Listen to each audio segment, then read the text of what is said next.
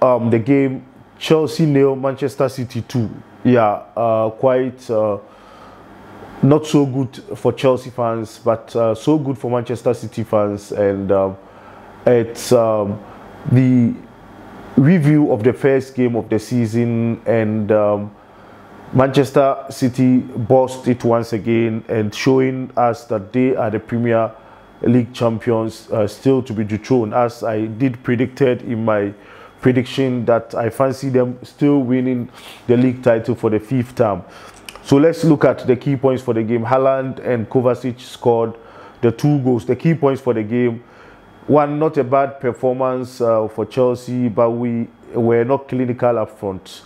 So that brings back the question of Victor Osimhen into the equation once again.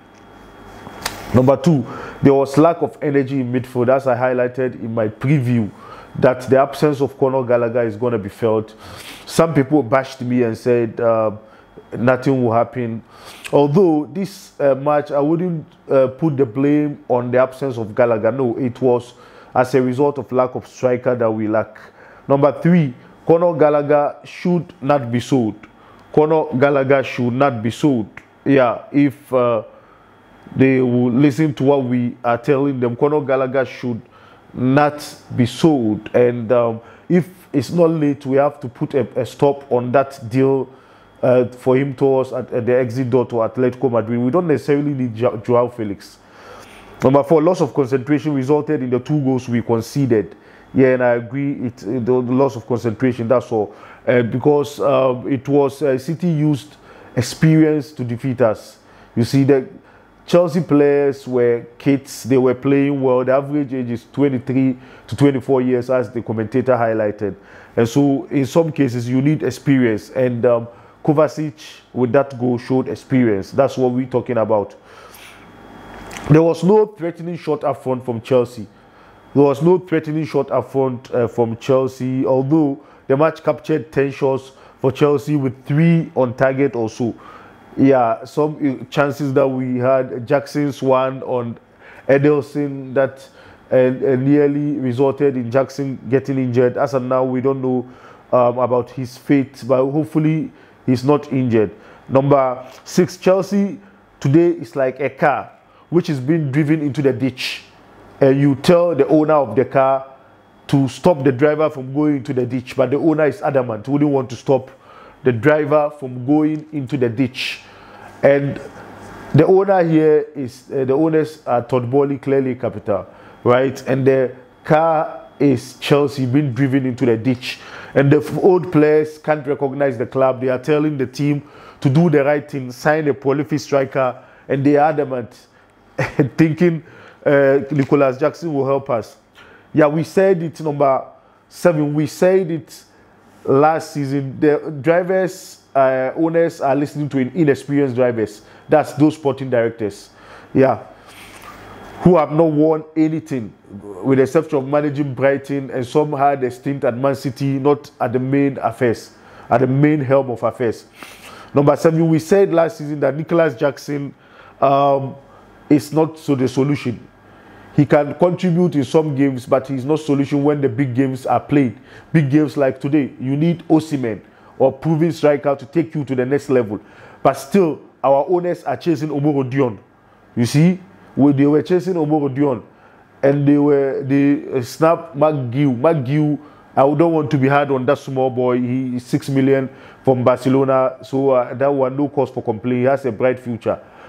Yeah, as I said, I don't have problem with buying potentials, but we shouldn't spend expensive amount of money on potentials. Like McGill, it was 6 million, so I can't complain. It's okay. Yeah, and you don't need a professor to tell you that Anthony Taylor hates Chelsea. Yeah, you don't need a professor to tell you that Anthony Taylor hates Chelsea. He hates Chelsea, and I've said this time and time again, but the owners and the board are not listening to me. Last season, Liverpool had a terrible game against Tottenham Hotspur, and Paul Tierney was at the center of affairs. And Liverpool wrote a petition to the FA that they don't want to see Paul Tierney in their game. Paul Tierney was suspended for from 3, 4, 5 games of Liverpool also. Then the next time he was giving Liverpool game, he gave them 2 penalties when they played Chelsea, that 4-1. 2 penalties also, and some 50-50 balls, everything he gave Liverpool. So you see, under that circumstance, Liverpool's intimidation of Paul Tierney worked to their advantage. And so Chelsea, with a massive following apart from Manchester United in England, I've said this time and time again, we are not using our numbers to our advantage. We can bully the Premier League. So I'm not saying we should do something bad to them. We can bully them executively by writing letters to tell them we don't need Anthony Taylor in our games. I've said this time and time. I've said it times without number that we don't need Anthony Taylor in our game. Last season, I said it. It's some dubious decision in the 4-4 game. Some dubious penalty he gave against Cucurella for Haaland to score. And today, Chelsea did not complain last season. And today, he has been given to us again. And he has harmed us. I could clearly count about 3 clear penalties that should be given to Chelsea, but he didn't give. Anyway, I don't want to use that as an excuse as to why Chelsea lost the game. Not at all. I don't want to use that. We lost the game because we lack clinical player up front, and that was why we lost the game. I don't want to use the Anthony Taylor's performance as an excuse, although it contributed to our loss. But I wouldn't want to use that as an excuse as to why we lost the game today. So the owners and the board of Chelsea should be up and doing regarding Anthony Taylor. We've been warning them, and we have warned them now. They will not listen. And next season, or in the second round, or in our next top game against Manchester United, Anthony Taylor will be brought again to us. And when he sees penalty for Chelsea, clearly he won't award. You see, there were clear handball on Matthew Kovacic. Rico Lewis pushed Enzo Fernandez into the box. And one other decision, still somebody, Rico Lewis blocked Enzo Fernandez. But still Anthony Taylor deemed it a fair challenge. He deemed it a fair challenge. This is shocking. And this referee, no wonder Jose Mourinho criticized and gave it to him in the finals between AS Roma and one other team that Anthony Taylor officiated. This is a disastrous referee.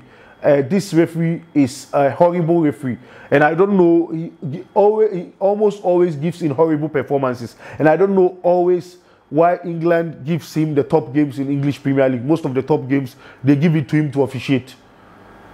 This idiot has been harming Chelsea times without number, and lo and behold, in our next top match against Liverpool, and against Liverpool too, they will give it to this idiot Anthony Taylor.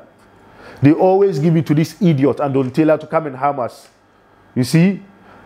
And our executives are not writing petition against him. They are okay for the FA to bring him to be messing around our games, to be messing our games. No problem. If they see that to be okay, no problem. We can't complain. If I were in their shoes, I would have written a petition against Anthony Taylor. And I've said this over and over again. This guy, this referee is evil. He's anti-Chelsea. And the earlier the executive know that, the better.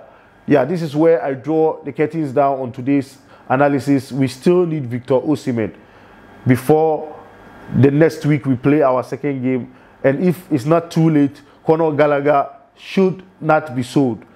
Thanks very much for joining me. Cheers. Love you guys. Bye-bye.